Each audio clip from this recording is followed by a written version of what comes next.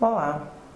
Hoje, o propósito desse vídeo é gravar uma resposta para um irmão que mandou um questionamento a respeito do vídeo A Salvação de Fora dos Muros, que é outro vídeo que gravamos aqui no canal. E é uma pergunta assim que eu acho bem interessante, porque são termos que a maioria dos ditos religiosos usam, né, sobre a questão, né, de ter que realmente, né, frequentar os templos, né, e como são versos até utilizados por muitas denominações para embasar a existência e frequência delas, pode ajudar algumas pessoas. Se a gente parar e observar, é a mesma dúvida da maioria das pessoas.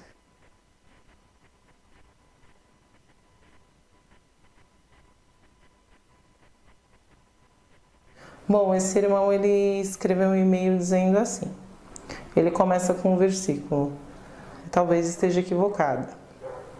Explico. Ó, quão bom e quão suave é que os irmãos vivam em união. Então assim, esse versículo muitas pessoas usam para justificar a necessidade de pessoas se reunirem, né? E de fato, realmente é agradável ao Pai que os irmãos estejam unidos. Mas, se pararmos para pensar, que tipo de união é essa que ele fala? Será que é a união no local, com horário específico? Será que é isso mesmo? Bom, esse verso ele tem um sentido muito mais abrangente, né, do que apenas uma reunião dentro de uma denominação. Se a gente parar para analisar o contexto e voltar lá no Antigo Testamento, a gente vai perceber que existiam dois povos muito distintos, que eram os judeus, né, os que criam na lei e no Pai Eterno, e quem não cria, quem não tinha lei, eram considerados gentios pelos judeus. Então existia uma discriminação muito grande, porque só o povo de Israel, só o povo de Jerusalém é que eram os ditos salvos, né? Os ditos dignos da herança do Criador.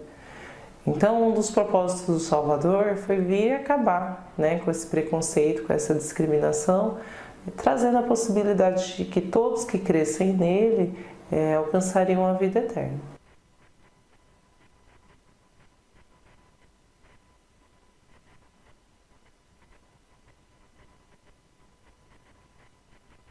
Então, na verdade, o quão bom e quão suave é que os irmãos vivam em união não se trata necessariamente de uma reunião, e sim dos irmãos todos, né, que crescem na vinda do Salvador.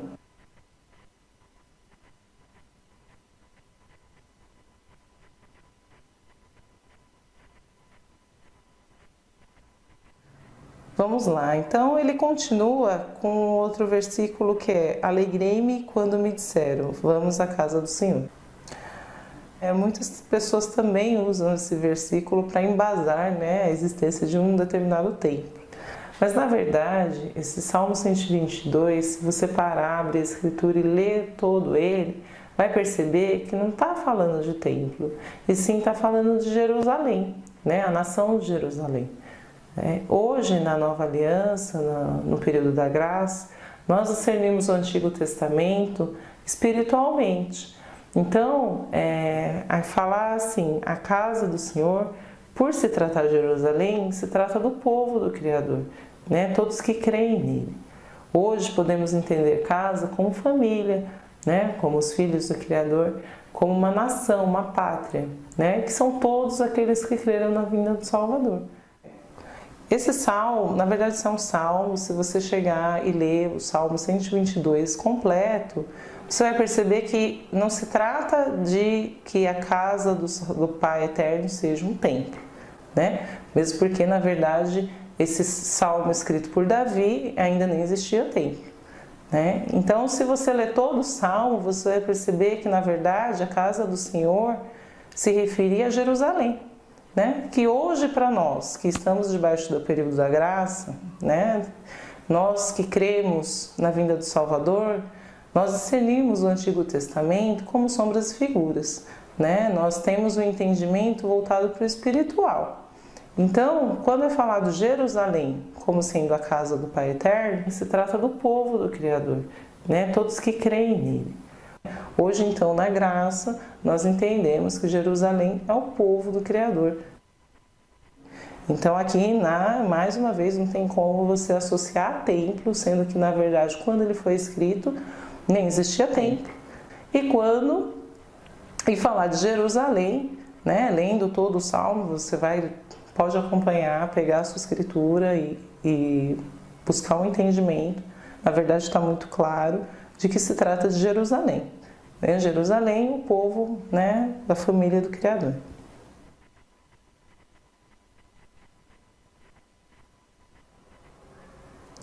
Então, assim, o irmão, ele aponta esses dois versículos e ele prossegue assim.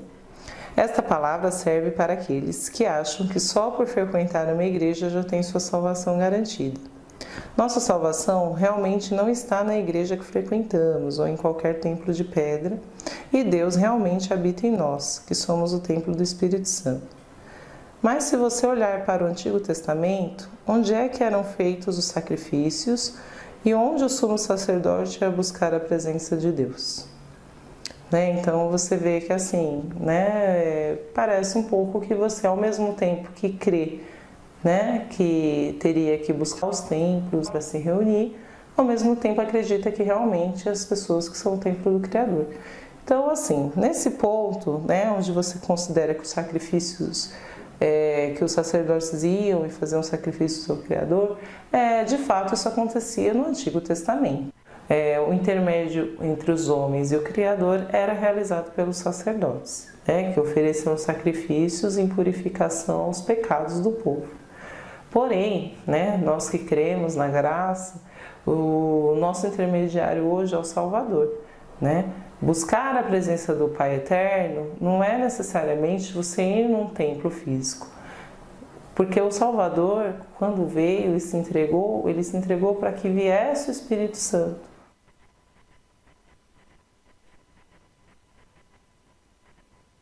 Para nós hoje que vivemos na graça, a gente sabe que o Salvador veio e ultrapassou. O Salvador, ele foi o único sacrifício perfeito e agradável ao Pai Eterno.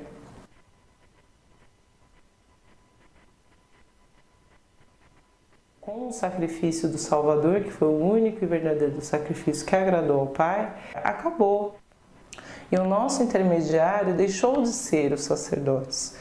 O nosso intermediário hoje é Ele, é o Salvador.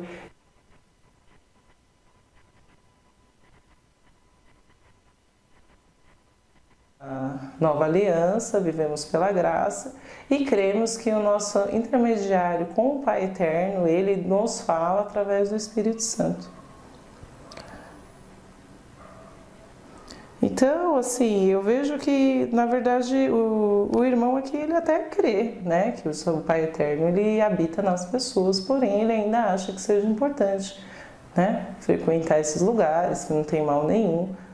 Hoje em dia, infelizmente, a maioria das pessoas são condicionadas a achar que vai encontrar o Criador indo, né, numa denominação, né, dita religiosa, buscando através de um líder. Né? Não é isso. Na verdade, se torna como mais uma das manipulações que existem nesse mundo que a gente vive.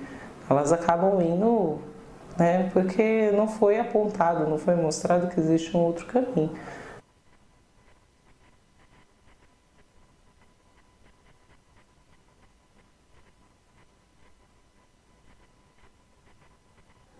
Bom, então aí ele segue, né?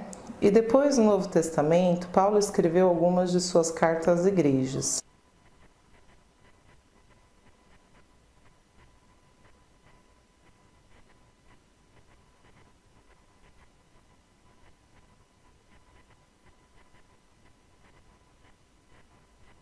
E nessas cartas, que você pode conferir nos livros de Coríntios e Filipenses, o apóstolo Paulo traz recomendações claras e diretas de como os cristãos devem agir, tanto no individual quanto em grupo. A igreja também é a casa de Deus. E Deus também está lá. Ele não as abomina desde que ali realmente seja um lugar santo.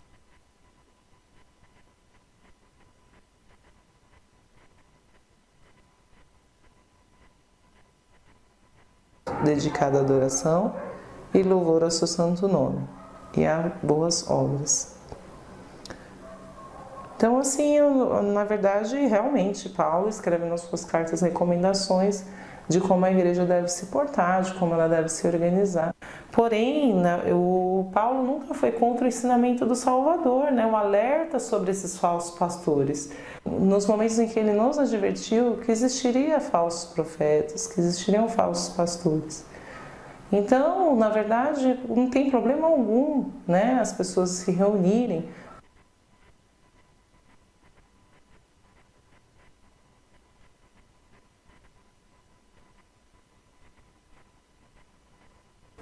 Chamar o irmão, se reunir humildemente numa praça, nas casas, né, em qualquer ambiente que você quiser, no horário que você quiser, falar do Criador. Não há necessidade de ter um dia marcado, um horário marcado e uma pessoa que apenas ele fala e você só escuta. E você apenas ouvindo, não participando. Na verdade, o Pai Eterno não faz distinção, o Espírito Santo ele não faz distinção de pessoas. Então não tem problema nenhum em se reunir. Mas desde que seja pregada a verdade, que infelizmente nesses lugares não anda acontecendo. Né? Ouve-se de tudo, menos a verdade que há no Salvador.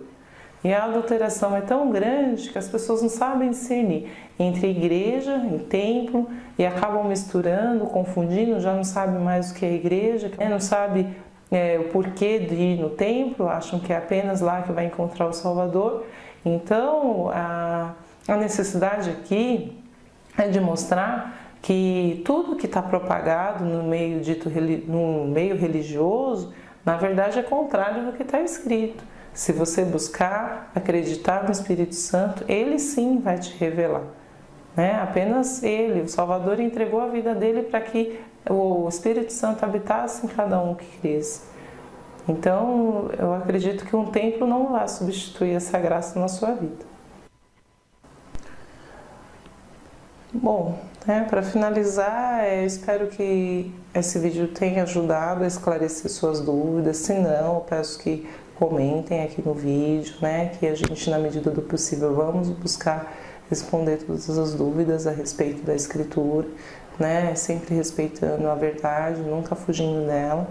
E, infelizmente, as adulterações são tão fortes que as pessoas não sabem distinguir entre templo, entre igreja, misturam as coisas, acreditam que igreja é um local, outras acreditam que igreja sim são as pessoas, mas aí como daí, né, proceder? Então, assim, a gente está aqui como irmão, buscando levar a verdade que o Pai passa pra gente e é isso aí.